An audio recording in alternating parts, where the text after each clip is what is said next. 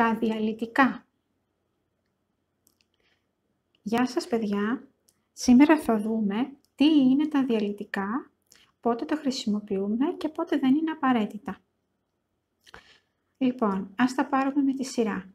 Έχουμε μάθει τα φωνήεντα που είναι 7 και φωνάζουν δυνατά και είναι το α, η,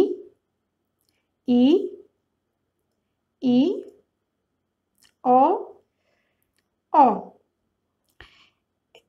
Όταν συναντηθεί ένα από αυτά με ένα άλλο και γίνουν ζευγάρι, σχηματίζουν αυτά που λέμε δίψηφα φωνήεντα. Έτσι, το α μαζί με το ι σχηματίζουν το αι που φωνάζει όπως τη λέξη παίζω. Όταν ενωθούν το ε με το ι, σχηματίζουν το ει που φωνάζει ή όπως τη λέξη είπα. Όταν ενωθούν το όμικρον με το ι, σχηματίζουν το όμικρον ι που φωνάζει ή όπως τη λέξη λαγή. Και όταν συναντηθεί και ενωθεί το όμικρον με το ι, σχηματίζουν τη φωνούλα ου όπως είναι στη λέξη αλεπού.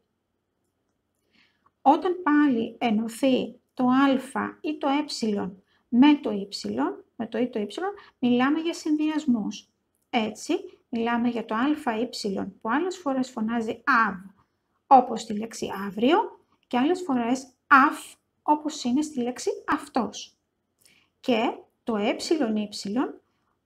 που φωνάζει άλλες φορές ευ, όπως τη λέξη νεύρα, και άλλες φορές εφ, όπως τη λεξούλα ευτυχία.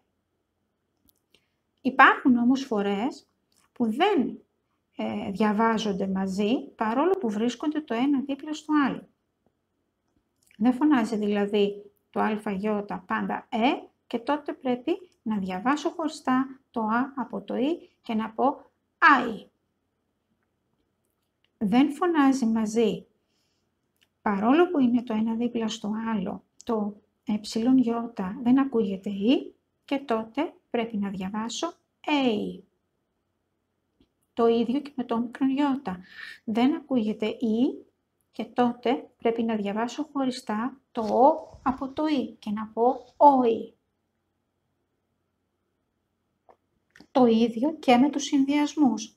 Ειδικά με το αφ, όταν παρόλο που είναι δίπλα-δίπλα, το α με το ι δεν φωνάζει ούτε αβ ούτε αφ, πρέπει να τα διαβάσω χωριστά, δηλαδή άι. Τότε είναι λοιπόν που έρχονται τα διαλυτικά, αυτές οι δύο μικρές τελίτσες που είναι σαν ματάκια και μπαίνουν πάνω από το δεύτερο γραμματάκι, πάνω από το «η», για να χωρίσουν αυτά τα δύο φωνήεντα.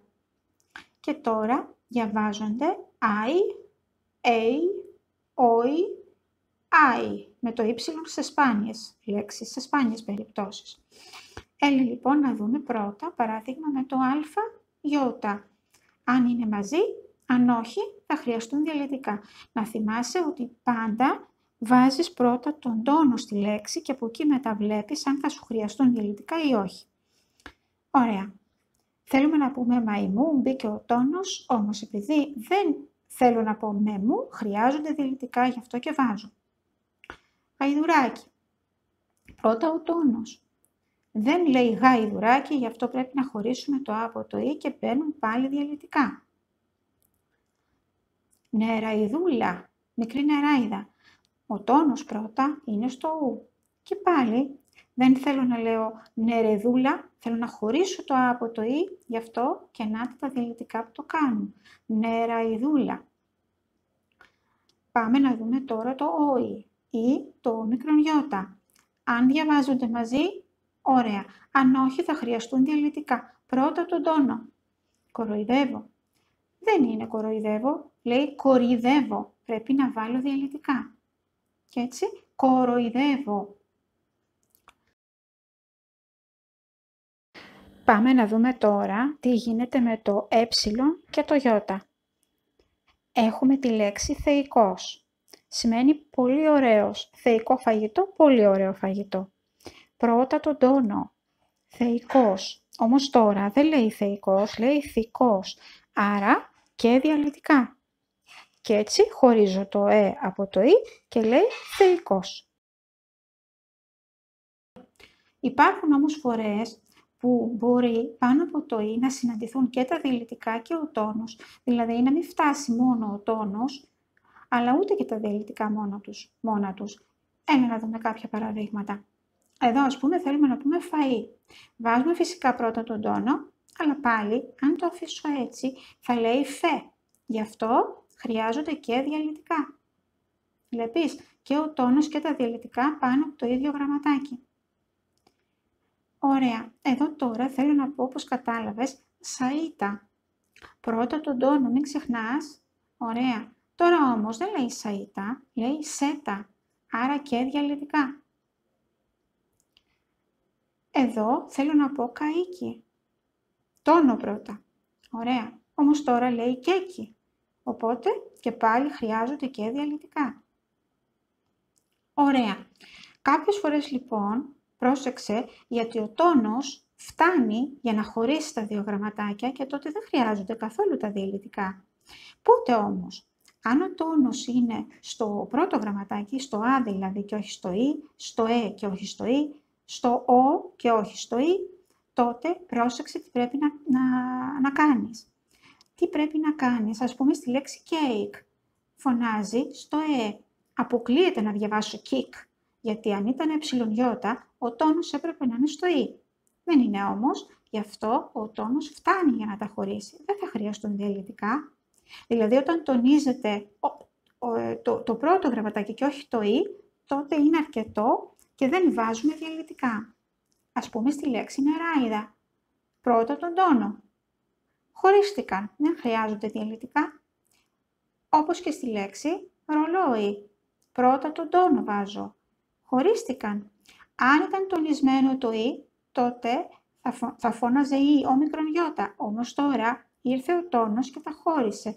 Άρα είναι αρκετός. Δεν βάζω διαλυτικά. Ωραία. Και τι γίνεται με το ΑΙ. Δεν είδαμε, ως τώρα βλέπαμε τα δίψηφα φωνήεντα. Έλα να δούμε τι συμβαίνει. Ας πούμε στη λέξη αϊπνία, όταν δηλαδή δεν μπορώ να κοιμηθώ. Πρώτα φυσικά θα βάλεις τον τόνο. Έλα να δούμε. Ωραία. Φτάνει? Όχι, γιατί αλλιώς μπορεί να λέει αυπνία ή αυπνία. Λέξεις που δεν υπάρχουν, επομένως μπαίνουν τα διαλυτικά. Αϊπνία λέμε. Ωραία. Πολύ καλά. Λέμε έχω αϊπνία. Αν θέλω να πω όμως είμαι άυπνος, για να δούμε, όπως και στα δίψηφα φωνήεντα, όταν ο τόνος είναι στο α, όπως σε αυτήν εδώ την περίπτωση, δεν χρειάζονται διαλυτικά, γιατί ήδη το α πρόλαβε και χώρισε τα δύο γραμματάκια. Οπότε και σε αυτή την περίπτωση, όταν τονίζεται το πρώτο γράμμα και όχι το ι, τότε δεν χρειάζονται διαλυτικά. Ωραία. Και όταν γράφουμε κεφαλαία μόνο, τι κάνω τότε? Βάζω κανονικά διαλυτικά, βάζω κανονικά τόνους? Για να δούμε. Όταν γράφουμε με όλο κεφαλαία, μπαίνουν πάντα τα διαλυτικά, παιδιά. Όπως στη λέξη cake, δεν υπήρχαν διαλυτικά, όμως στα κεφαλαία θα βάλουμε για να ξεχωρίσουμε το από το ι. Όπως και στη λέξη μαϊμού. Υπήρχαν διαλυτικά και φυσικά θα μπουν και στα κεφαλαία. Λοιπόν, αυτά. Έλα να δούμε τώρα, στα γρήγορα, τι είναι αυτό που πρέπει να θυμάσαι για τα διαλυτικά για να μην μπερδεύεσαι. Λοιπόν, παιδιά, έχουμε τα δίψηφα φωνήεντα, το ΑΙ που φωνάζει το εΙ που φωνάζει ι και το όμικρον Ι που φωνάζει ι. Όταν δεν ακούγονται με μία φωνούλα, πρέπει να τα χωρίζουμε με τα διαλυτικά. Το ίδιο και με τους συνδυασμούς. Το ΑΙ όταν δεν είναι αβ ή αφ, πρέπει να χωριστεί με διαλυτικά. Εκτός και αν υπάρχει και αυτή η περίπτωση. Όταν τονίζεται το πρώτο γραμματάκι, το α, το ή το ο και όχι το ι, τότε ο τόνος φτάνει, αρκεί και δεν χρειάζονται διαλυτικά. Όμως, στις περιπτώσεις που ο τόνος δεν είναι εκεί, χρειάζεται να μπουν τα διαλυτικά και τότε ακούγονται I, A, OI, I. Και τέλος, όταν γράφουμε όλα κεφαλαία, βάζουμε πάντα τα διαλυτικά για να τα χωρίσουμε. Αυτά λοιπόν, παιδιά, για τα διαλυτικά. Κάντε και τις διαδραστικές ασκησούλες που θα βρείτε κάτω στην περιγραφή του βίντεο και κάντε λίγη δουλίτσα πάνω σε αυτά για να τα καταλάβετε καλά. Αν χρειαστεί να ξαναδείτε κάποια σημεία του μαθήματος, γυρίστε πίσω το βίντεο και επιμείνετε λίγο περισσότερο. Θα τα ξαναπούμε.